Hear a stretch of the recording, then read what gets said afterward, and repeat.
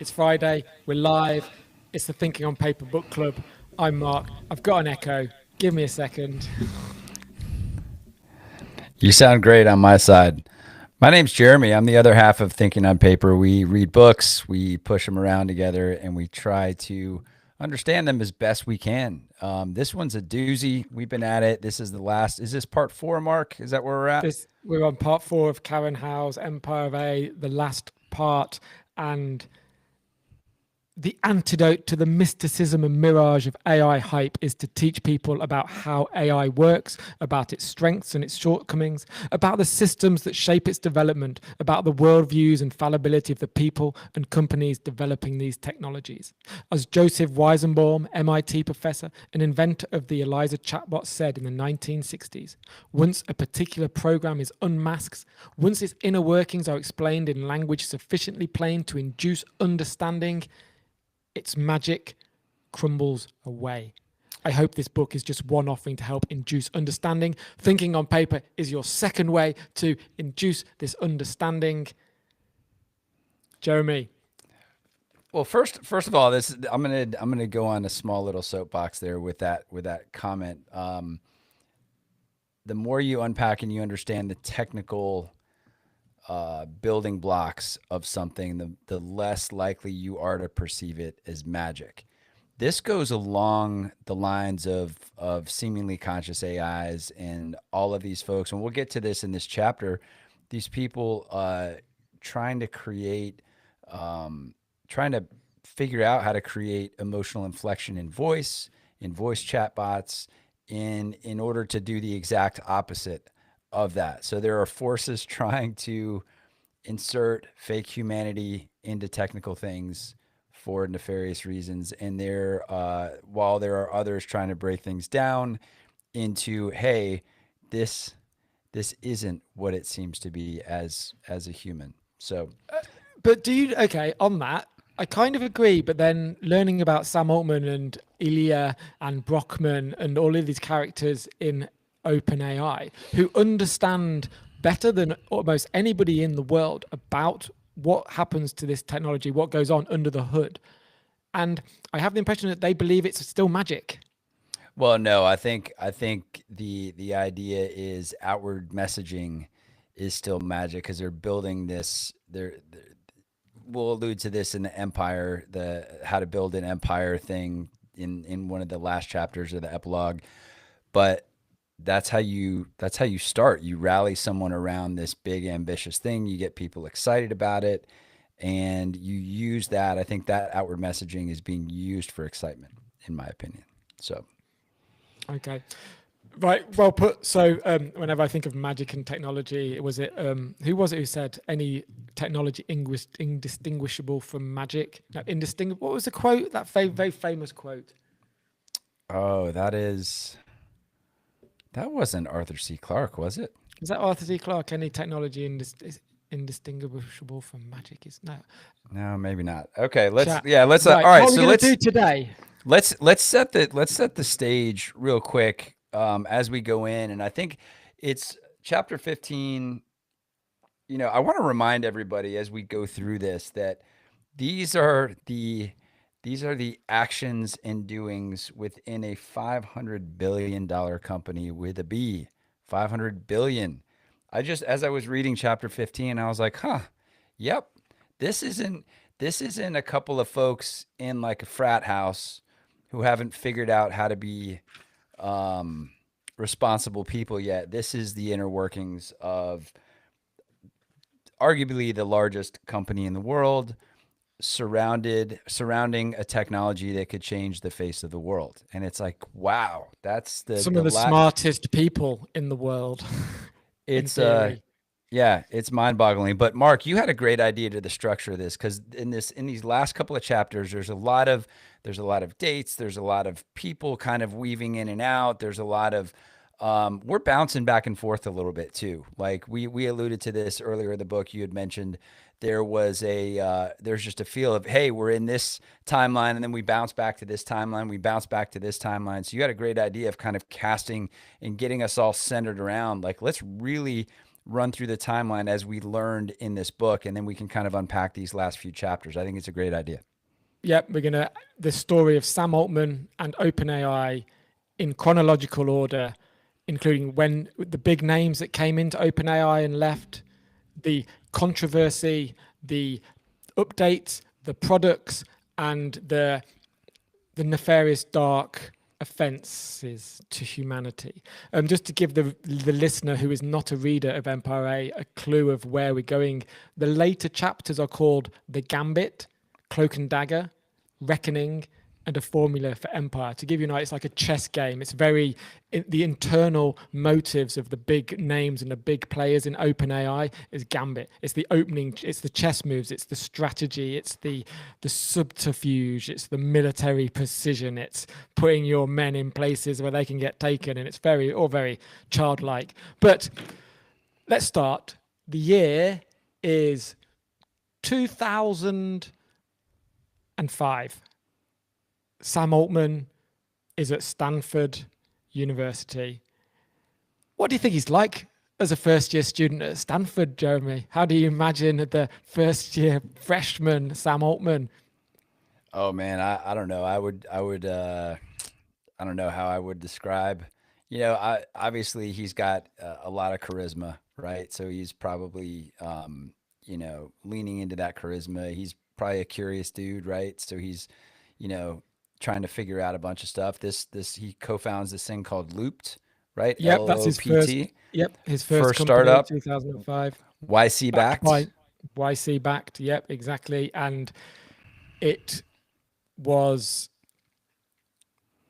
a success. I mean, it's when you've got the anchor point of OpenAI, what is a success becomes difficult to measure. But I think he sold Loop to a company called Green Dot for 43 million in 2012.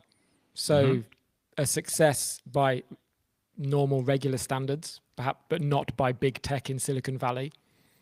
Totally. Yeah. It seems like a really pretty solid first step, and I guess prior to the acquisition, this is when he joins Y Combinator as a part-time partner, right? Well, yeah, that's the first coincidence, isn't it? Because in the timeline, 2011, he joins Y Combinator part-time. 2012, he sells a YC-backed company for 40 million. First coincidence. There you go. There you go. And such is his charisma, such is his pull. By 2014, he replaces Paul Graham as president of YC Combinator. So those first kind of 7 years at Stanford kind of set the scene for what comes next. He starts a business, it becomes successful, he gets his foot in the door in YC Combinator, he becomes the president of YC Combinator. Not bad going. I don't know what you were doing by the time you were 25, but not that. I did start a record label without knowing what a record label did, and subsequently failed really quickly. But all right, so we go from Silicon Valley. Let's bounce over the pond. What's going on in London at the time, Mark? What's going on in London? There is DeepMind is founded 2010 over the pond. Yeah, it's like the I don't know why, but when you were speaking that, I was thinking about the 60s and I was thinking about Hendrix going over to London. But yeah, so DeepMind is found 2010, 2014, Google by DeepMind. And that's where the OpenAI story kind of begins. Yeah, so we're at 2015.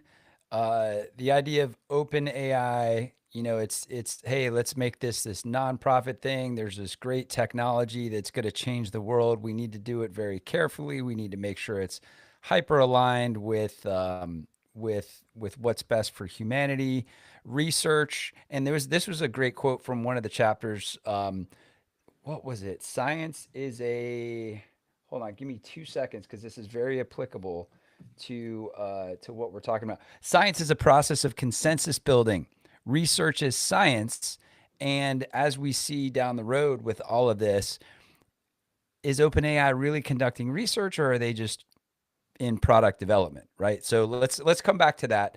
The whole Elon Musk thing, you Well, know. Elon's there, isn't he? At the beginning, Elon's there with his money. He's a big. So the OpenAI, for the good of humanity, that was a direct response to DeepMind, wasn't it? And Elon believed that DeepMind didn't have humanity's best interests at heart with their AI, that they were the stepping stones to the superintelligence, to the paperclip factory and the end of humanity. And he wanted the mirror image of that, hence OpenAI.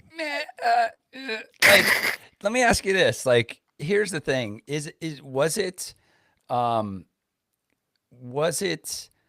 man, DeepMind's got this stuff figured out. Google just bought them. They're pouring jet fuel on what they've been doing. We are way far behind. How do we catch up? Or was it really Elon going, man, I really want to do what's best for the world. Like, I really want to do what's best for humanity. Like, I don't know. I could be wrong. If anyone's in the chat, I don't know what Elon was doing at that point. Chisholm's in the chat. What up, man? Thanks for joining. Let us know what you think about this. Yeah, and what was Elon doing when in 2000 and December 11th, 2015, when OpenAI publicly announced as a non-profit research lab? What was Elon Musk doing outside of that? How far advanced was SpaceX? Was Tesla with his Boring company? Was he heavily into AI at that point? Or to answer your question, Jeremy, you'd have to be. He was busy, but get Elon on the show. Busy with the Twitter deal, man. That messed up his. Well, no, he wasn't. Not in 2015. No, closer to 18 maybe or whatever. I don't know, maybe even later. My Twitter was like 2 years ago. All right. Well, you're the timeline guy, so let's continue. So between 2015 and 2018, there's the Musk Altman dynamic. Musk really kind of is like, wow, this guy could really do some stuff, until he's like, wait a minute. He's kind of doing more than I want him to do, maybe. And then there's a 2018. Elon says, "Yo, I'm out. I'm jumping off the board." A year later, takes his money with him. Right? A year later, the Microsoft deal comes together. There's a partnership created with a capped profit structure. Talk to me about a capped. Let's remind the listeners what the capped profit structure thing is. I just want to remind listeners also that Sam Altman kicked Elon Musk out of the nest.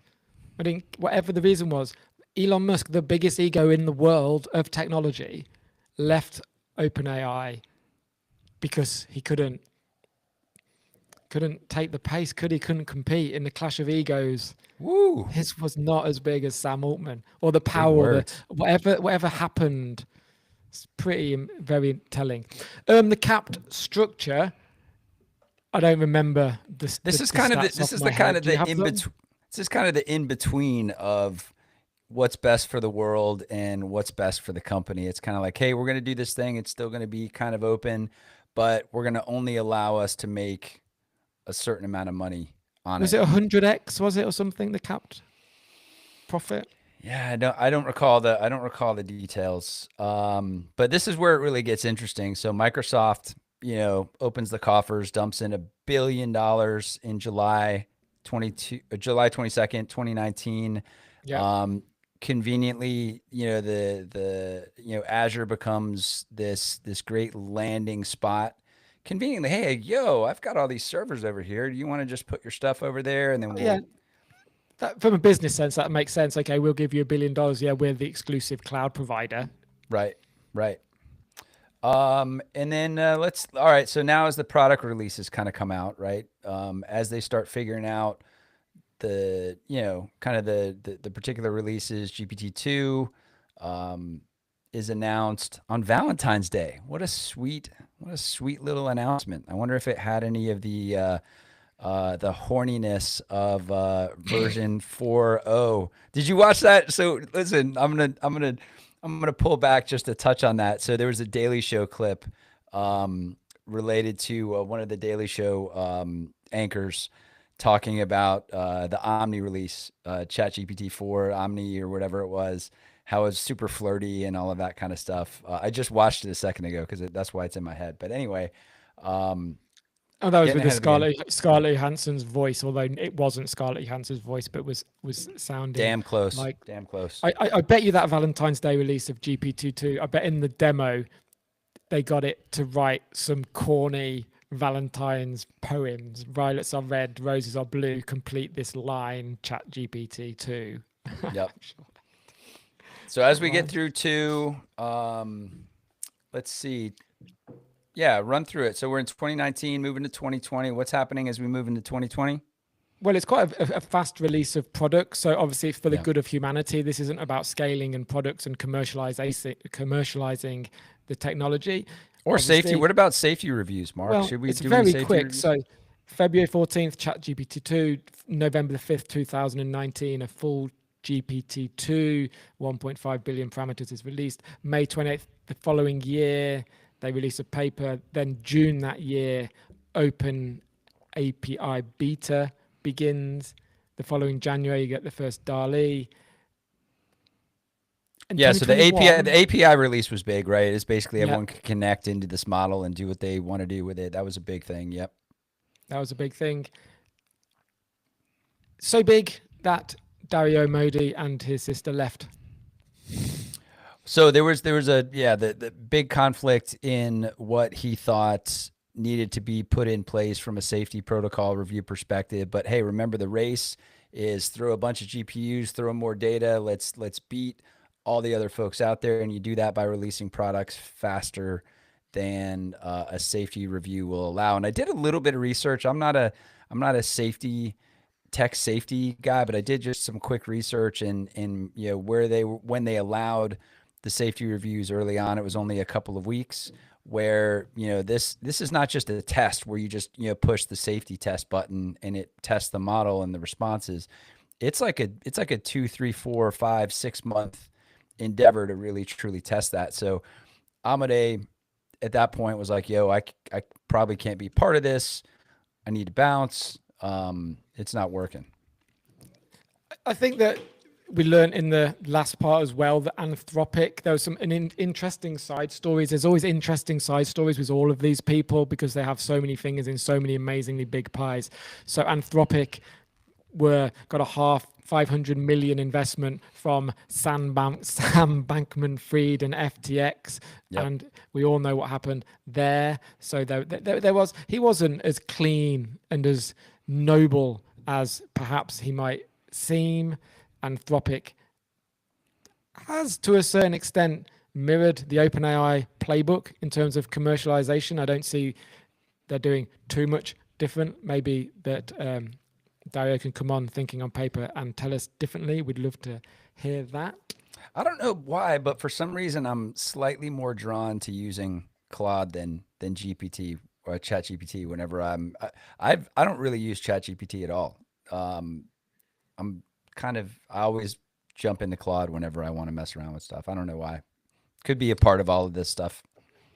I use some things. So at the moment, I'm using ChatGPT. I did use Claude before that. I used the Chinese version that thou shalt not name. And kind of every time there's a new release, try it out. I'm on ChatGPT at the moment. But again, the more I read this book, the more I learn, the less I'm trying to use it. So Okay, so we have yeah, this so timeline. yeah. So this is all great. The commercialization, the products, the progress, the continued step towards more useful, more adaptable, more general AI.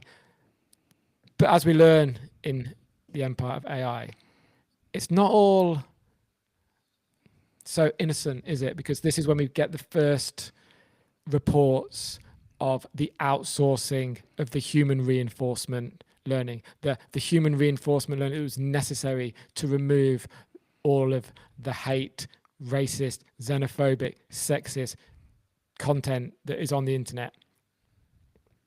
Right. And at that time, that essentially created this whole industry.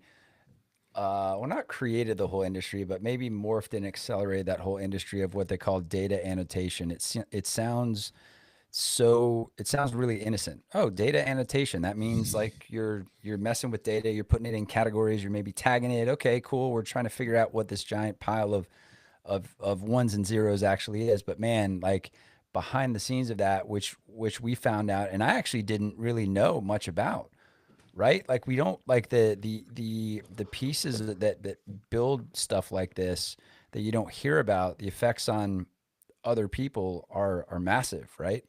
Yeah, it So we're wasn't in the demos. There was no glossy video of, oh, by the way, we're gonna need 200,000 people across Africa and South America to go through the most putrid, violent, detestable content that humanity has ever created in order to make these models more safe and more humane. That was never in the demos. oh, but Mark, we're helping these people. We're letting them make It's still never in the pennies demos. pennies for the hour, and the guise of this. And actually, I've referenced this book before, but if you don't believe this piece of the puzzle, there's a book called Confessions of an Economic Hitman that talks about some of this stuff that finding these economies that are in dire straits and doing things with them for your own benefit. So that was highlighted in largely Venezuela, Nigeria, Kenya, right? Some other Colombia, Colombia, Uruguay. Uruguay, yeah. Yep. There's quite a few. I've read 200,000 people, annotators across the Mean, board. So meanwhile, paid nothing. pay no attention what's happening behind the curtain. We're releasing Whisper. We're releasing Chat GPT. We're releasing Dolly 3, and we get to and the reception of these products is such that like everyone's digging them. They're loving it. They're like, wow, this is amazing and fun to play with and all of that. But like no one is really aware of the cost involved in putting them together. Karen Howe asked some interesting questions, and she talks about Napoleon later on and how Sam Altman was kind of obsessed with the playbook of Napoleon.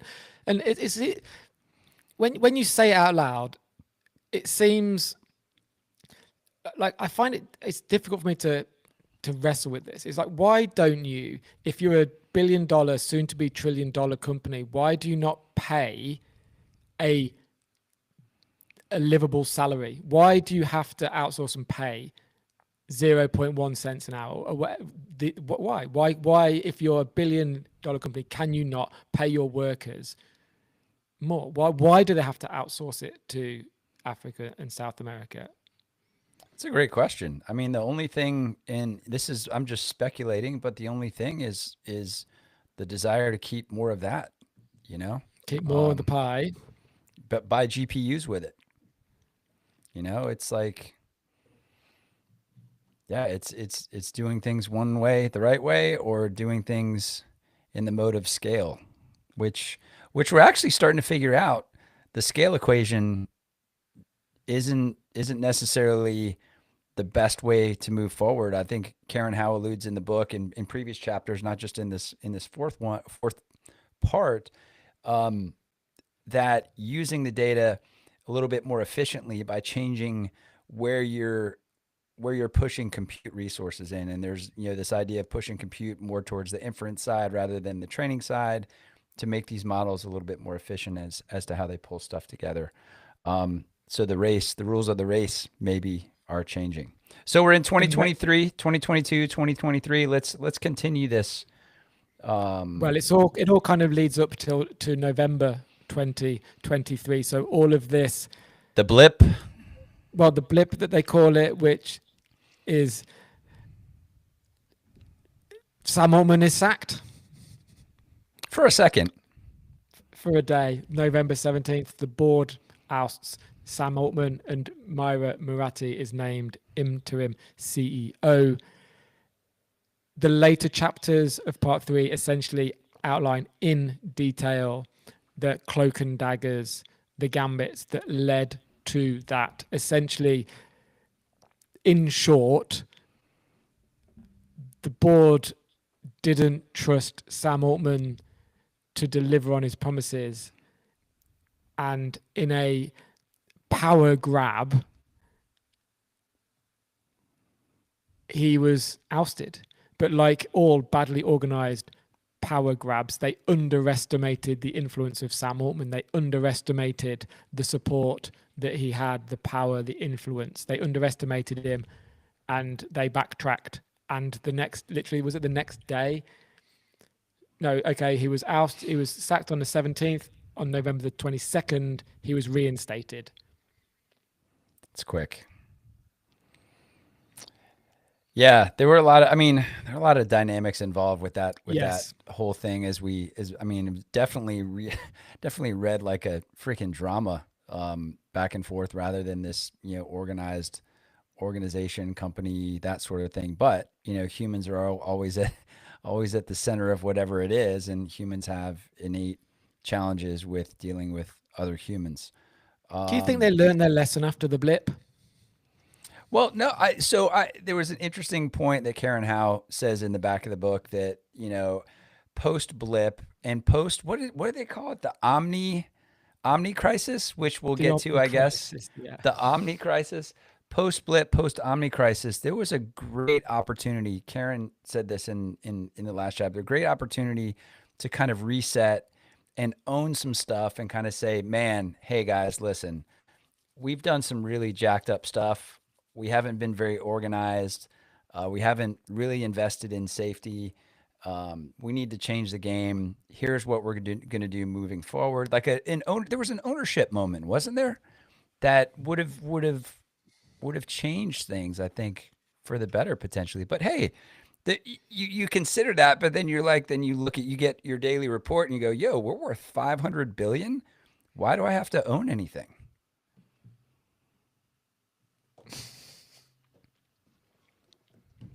Why indeed? Pause. All right. Okay. So you feel pretty good about where we're at timeline wise. Do you want to wrap anything up on this timeline before we dive into some of these specifics? I think there's maybe just so Sam Altman sacked November 17th, reinstated November 22nd. So the following year it ramps up. So OpenAI reveals Sora to early testers. April the following year, Altman is removed from ownership control. Did you see the Sora video this week of Sam Altman stealing GPUs? It's Sora 2, isn't it? Sora 2, new yeah. Update. I think that Ilya Sutskever leaving in May of 2024, one of the original big mega minds of OpenAI, I think him leaving has long-lasting effects which we might not have seen yet. So Amodi is out, Sutskever is out, Musk is out. Who's left from the very beginning? I don't know. And then basically after that we get update, and Sora 2 this week being announced, which brings us up to today. There we are. Okay. I think that was a good little level set. Helps me get my mind rewrapped back around things. Do you want to touch through some of these chapters and anything in the Gambit that stood out that you want to call out? Tell you what, I'll start while you're thinking. I'm going to paraphrase this quote, but as the whole distrust with Altman was starting to come up and elevate, this quote, everything with Altman was subtle. Each act alone wasn't really bad, but like coupled together, you started to see some scary patterns emerge, which made it harder to kind of manage that, I think. Yeah, I mean, the chapter's called The Gambit. It's power moves. You get lots and lots of quotes and reports and secondhand accounts of what Sam Altman was like. Quote, if two teams disagreed, he often agreed in private with each of their perspectives, which created confusion, exacerbated the conflict, and bred mistrust among colleagues. Yeah, so GPT-4... Oh, sorry. Yeah, Altman framed the tumult differently. No, hold on. He was often exhausted. He was cracking under the pressure, his anxiety reaching new heights and fueling his patterns of destructive behavior. If they disagreed or challenged him, he could quickly cut them out of key decision-making processes or begin to undermine their credibility. It was subtle and contained. You just have all of these, none of it's nice. Nobody paints him as a nice guy. Yeah, and then just a nod to, skirting the security safety testing issues, the whole GPT-4 Turbo thing that Karen Howe referenced in there, that it got pushed through without, without legal and safety kind of being pulled in, right? And then the head of legal was like, I was never really talked to about that kind of thing. So you have some reference to, some of this stuff actually kind of happening. As we move into 16, we get into Cloak-and-Dagger. This open letter, quote Karen Howe from the book, quote, in one of the strangest reporting experiences of my career. She talks through this whole being pulled into this, this Tor email where, anonymous email platform, and, a bunch of comms in there trying to figure out who they're coming from. Is it from, there was one reference that, like, could this be Sam Altman actually putting this stuff out? It's really kind of an odd thing. And then Musk shares the letter. So this idea that it was this open letter of a bunch of OpenAI employees kind of calling some stuff out, wanting to make some things right. Musk shares it and kind of takes all the potential good intent that was maybe designed, if in fact this was a group of OpenAI employees. And then there was a call to cease contact with all media, shut down. And what I liked about that is that they were using Google Docs and drafting emails, and then obviously not remembering that if you draft an email, it saves the draft. And so then she found drafted emails that people hadn't sent, but they'd kind of voiced, and these were really internal, so these were really important. Yeah, the chapter's called Cloak and Dagger. You don't need to have a mega brain to work out that there's a lot of shenanigans going on. So you've got Suskava suggested they would remove Altman and install Mariatti as interim CEO. He's so paranoid right now. And on the same time of that, Altman and Brockman are telling everyone that it's Suskava's fault. They're all blaming each other. They're all passing the blame. They're all trying to dig holes for each other. It reminded me of like a Spinal Tap, like AI Spinal Tap. This is Spinal Tap, and it is all of them. Maybe because they just spend so much time with each other. They don't sleep, these guys, do they? They're up all night. They're all sitting together. They just spend so much time with each other that the relationship changes from a business relationship to that of a band, to that of Spinal Tap, where it just becomes, you wouldn't act this way unless you were so close to somebody that you could feel you could get away with it, maybe. Man, the band reference is really intriguing there, Mark. Really intriguing.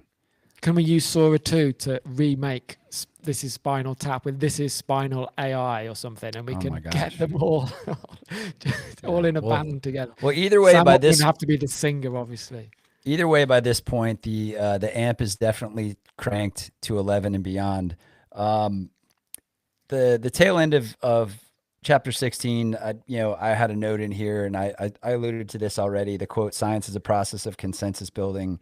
So, with is it even research anymore, right? Is, what they're calling research, is it still research or is it product development? Because, the way science works is, you do some research, you publish something, I read it, I agree with it, I push it back. It's actually, we're consensus building in a way, like between you and I, as we figure out this book. This is like we're pushing each other's ideas around, instead of you reading the book and going off somewhere else and just being like, hey, this is what I believe. Right now, there's no consensus building from an open perspective. And again, going back to OpenAI is not very open. It'd be nice to commercialize it, though, wouldn't it? Book Club 1, Book Club 2, Book Club 3, Book Club 3.5. Maybe that's our problem. We should start calling it Book Club 3.5. This is powered by the new thinking on paper learning model, Mark and Jeremy's brain, version 1.3. How many GPUs are we using right now? Yeah, not enough. I don't know. All right, so let's move beyond into the reckoning. We talk about the blip. By the way, the time of the blip, Altman was trying to raise $7 billion for for a chip making venture. 7 trillion. Oh, my bad. B's and T's. 7 trillion. All right. So I'm all I for, don't know. We don't know how truthful that is, do we really? But yeah, 7 trillion is bandied around. man, I've been known to be a little scattered and have multiple initiatives going on at the same time, but like trying to run a $500 billion company and then trying to raise 7 trillion to do something else really interesting. All right. So I got into a rabbit hole here on Scallion. All right. Alexis Kano, I think Kono, the guy that actually, was behind OpenAI's voice chatbot called Scallion. The idea of that research was to, get to this idea of replicating emotion in voice, right? So he had since left, created waveforms, AI, raised a bunch of money, and eventually was acquired by Meta. Dude, this thing scares me a little bit, dude. So the mission of Waveforms AI, or which is now Meta, to reach emotional general intelligence and solve the speech Turing test, which really is, does the voice that I'm hearing generated by AI make it indistinguishable from the emotion generated in a human voice, being indistinguishable from humans. So how do you do that? You create emotion, you create believable emotion, you create seemingly conscious AIs. This is what's happening out there on the other side of this is the the biggest issues that we've seen in AI is when people believe that they are human, that they are real, that they are, um, you know, a friend, an individual with their best interest in mind. This is the manipulation. This is manipulation, dude. It like, I don't know. It freaks me out. I don't think they're really, unless I'm missing something, I don't think there can be anything tremendously beneficial with teaching a computer how to have the same emotional intelligence as a human. I don't know. I could be wrong. What do you think about that? I agree with you. I don't see why it's necessary, why it's a benefit. And this is where we get into Scarlett Johansson and her and Sam Altman's obsession with this film, and the voice of the computer in the film. Her is voiced by Scarlett Johansson, and obviously she passes the vocal Turing test. The main character, Joaquin Phoenix, in the film is seduced and fooled and manipulated by this voice in the computer. What I don't like is Sam Altman's tweets. He's obviously obsessed with this film, and publicly, when he's pushed on it, he says one side of the story. But if you actually stop and think about when he's tweeting in the moment without his PR team behind him or without his professional hat on, there's something pretty strange and weird and nefarious going on with, no, not nefarious, pretty weird and strange going on with his obsession with recreating this character from this movie. Mm. And we've read before about Mustafa Suleyman talking about the dangers of seemingly conscious AI, and how Mustafa Suleyman is the CEO of Microsoft AI, and he's written some papers about the dangers of this and how we have to build guardrails into the AI industry that prevents this kind of thing happening. And then on the other hand, you have this. Well, here's an interesting thing about Mustafa Suleyman. So this is where they talk about, Karen Howe talks about Microsoft kind of hedging their bets at this point, kind of going, we might have to figure out another way to, not necessarily depart from the OpenAI thing, but we got to kind of hedge our bets. So in 2024, they list OpenAI as a competitor in their SEC filings, right? They also put out $650 million to acquire, or they call it an acqui-hire. I'm not sure what that is. It's kind of like they bring them on board, but then bring their people as well, or bring the entity on board as well. But Reid Hoffman and Mustafa Suleyman's company, Inflection AI, and I looked that up. I didn't know a ton about it, but the mission of that was to create emotionally intelligent AI. And now at Microsoft, Mustafa Suleyman's like, whoa, we got to be a little wary about, seemingly conscious AI. So consciousness and emotional intelligence, I think, go hand in hand a little bit, wouldn't you say? I found that very interesting. That, I don't know, it makes me Mixed question. Yeah.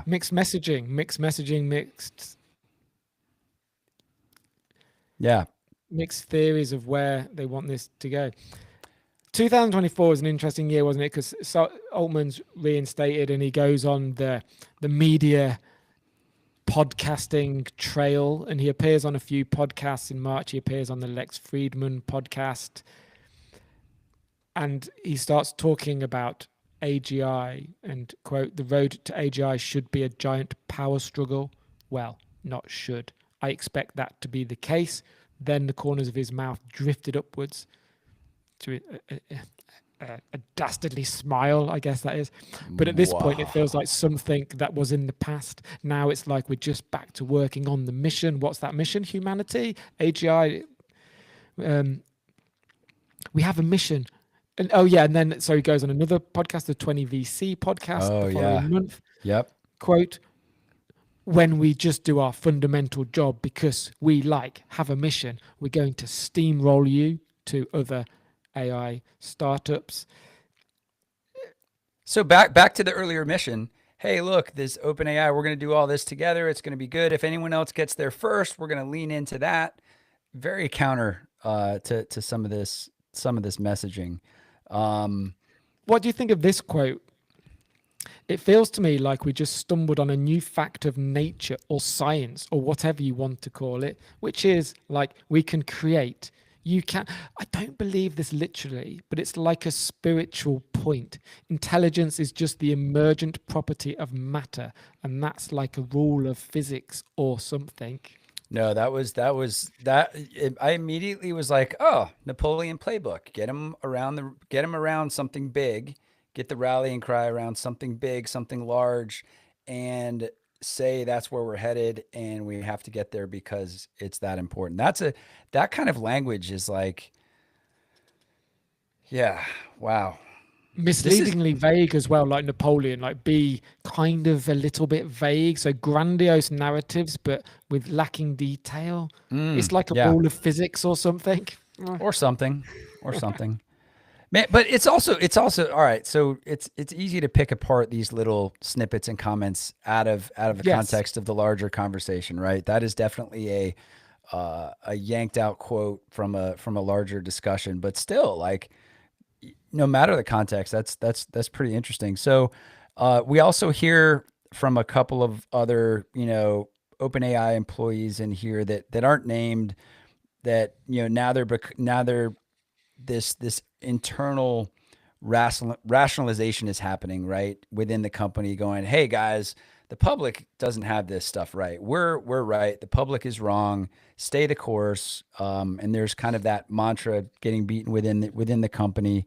But then again, hey, Mark, you've been at OpenAI for 5 years. You've done some great research. You're leaving.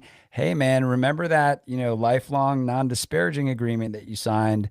So for the rest of your life, Mark, you can't talk any shit about us. And if you do, we're gonna have to pull that equity. It's right here in the docs. Sorry, it's just where it is. That's pretty heavy, right? And then Altman, I think, commented on it where, wow, I didn't even know that was there, or that was there from early on and it should have been taken out. Oops, my bad. Daniel Cocotelo, who has now become relatively famous with, I guess the way I get my head around it is the 50-27-70 framework, of this AI taking over humanity. There's a 50% chance of its arrival by 2027 and a 70% chance of it being really bad for us. So this is a former OpenAI employee that has kind of gone out and was like the lead focal point on this non-disparaging, we're going to take your equity kind of thing away. But he felt a responsibility. Yo, guys, we got to tell the world about some of this stuff because it's going to have some nefarious effects, right? What did you think about all that piece? I super forecasting. There's a 70% chance of it going very badly for humanity. Based on what? I know he's an expert, so I guess based on his expertise, but that just feels like he's just pulled that percentage out of the ether. Yeah, I think there's a paper, there's some stuff on it. Maybe we could do a pocket edition on that. So at this point, you have the Coco-Talo issue, you've got the Scarlett Johansson issue, you have this, you have Microsoft kind of hedging bets. They're calling this the Omni crisis. This is again, friends and neighbors, a $500 billion company. There's two more quotes I want to read from the chapter Reckoning. One is from Altman. He says, quote, being AGI ready is our most important priority. And then can you ask pushed on that? The one thing I want to say that I really agree with is what we have done in the past is not sufficient for the future. I think we are a very unusual exception in our ability to turn the battleship and have done that many times before. We'll do it again. And then there's a quote from, how would you pronounce his name? Like maybe. OpenAI is shouldering an enormous responsibility on behalf of all of humanity. But over the past years, safety, culture, and processes have taken a back seat to shiny products. Lakey would soon join Anthropic. Over the past years, safety, culture, and processes have taken a back seat to shiny products. Over the past years, that's since the beginning. Yeah. Yep. So, yeah, man, a lot of this stuff. Yeah. Well, all right. So let's read the epilogue, Jeremy. Because we've been at this an hour, and yeah, we got to land the plane. How the Empire Falls. That's the name of the epilogue. We've read the book. We've learned a lot about Sam Altman and OpenAI. We've learned about the story. What's the alternative? What's the alternative to OpenAI and a handful of mega AI companies? What's the alternative? The alternative is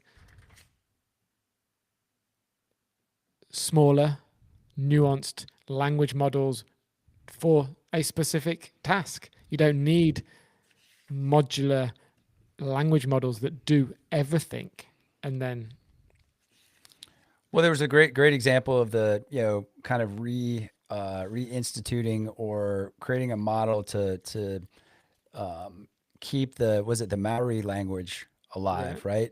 And they did it by getting permission for the data inputs. So whatever data was required to build and train the model, they got, permission. Just like if I was creating a film and I wanted to use your song, I would get permission from you to use the song. I would pay you money because you're providing value to my end result. And then the GPU requirements are far less for that as well. Yeah, I think what was bigger to me was this idea that I guess there were three things that Karen Howe said kind of on her way out of this whole journey was, the idea of redistributing knowledge, the redistribution of resources, and kind of this broad-based education, which the first two are pretty interesting. The second one, yeah, people need to really understand all the ins and outs of how these models are built, the training, and really going back to understand how dangerous these things are, or how beneficial these things are. We got to see the ingredients. We got to see what's going on, how these things are trained to understand. It's not like the flop thing was easier for policymakers to grab. What it was like 28 flops or something, at like 28-0 precision was this arbitrary distinction to say, hey, this model could probably be dangerous because it has this compute capability. You got to see the inside of what the thing's fed with to understand how the thing is going to be affected. So she's calling for transparency, which I think everyone has been calling for that. I think we had Reed Blackman, was that his name?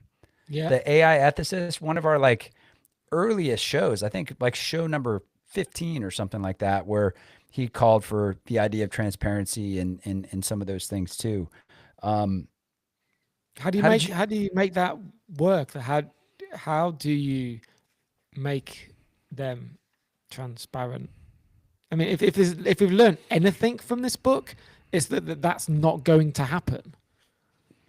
well, I think the original intent of the nonprofit, the rules of that nonprofit and how that was set out, I think if that was maintained and open research was maintained and it wasn't like this open research or product development under the guise of open research, um, I think that model, the intention of that original model was probably the way I would have liked to have seen the path forward. But we got to a point where, it became this race, it became this, GPU, data, product release, quick, let's be the leader in this thing. And I think that's where the intention moved from, let's make a whole pile of money versus let's build something that's beneficial for humanity. So whose responsibility is it now? Because we can't reverse time. We can't bring that back. So yes, it's a great way for how we should have gone forward, but we haven't. So what do we do now? Whose responsibility does this lie?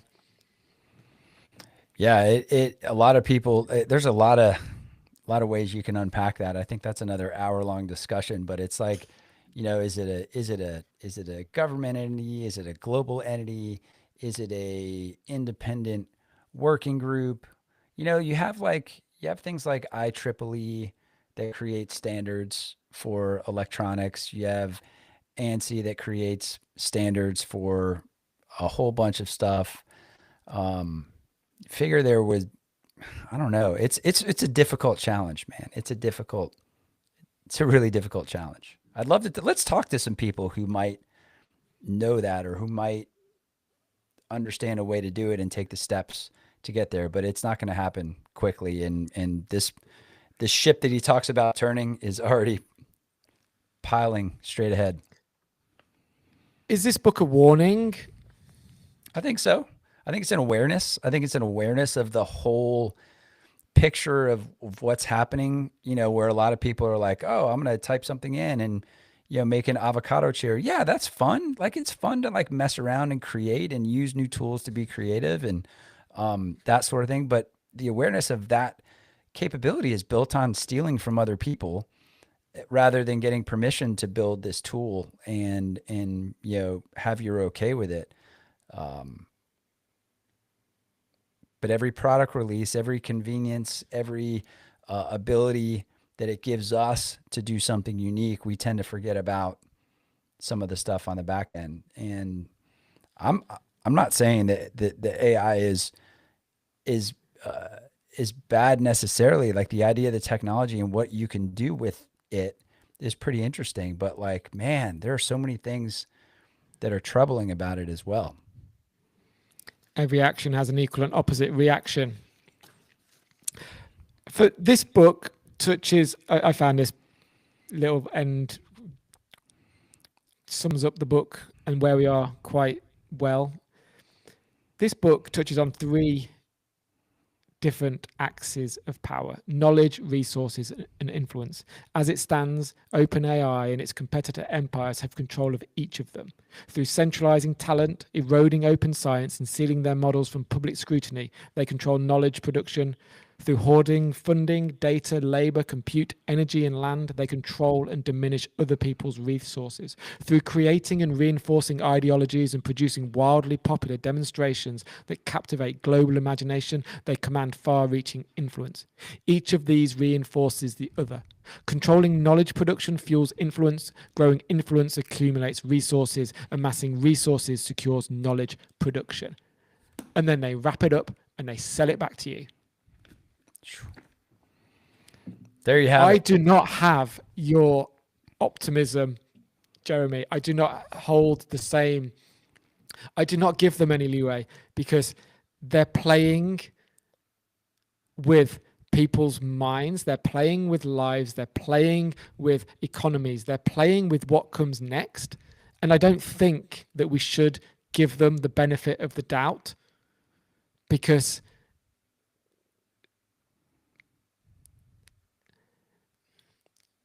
we can't get it wrong, and we're getting it wrong.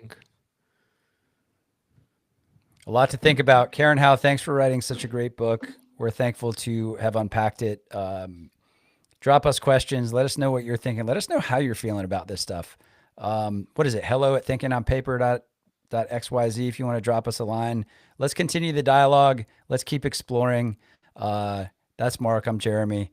We'll see you for the next book club. And the next book. Be disruptive. Stay curious. Keep thinking.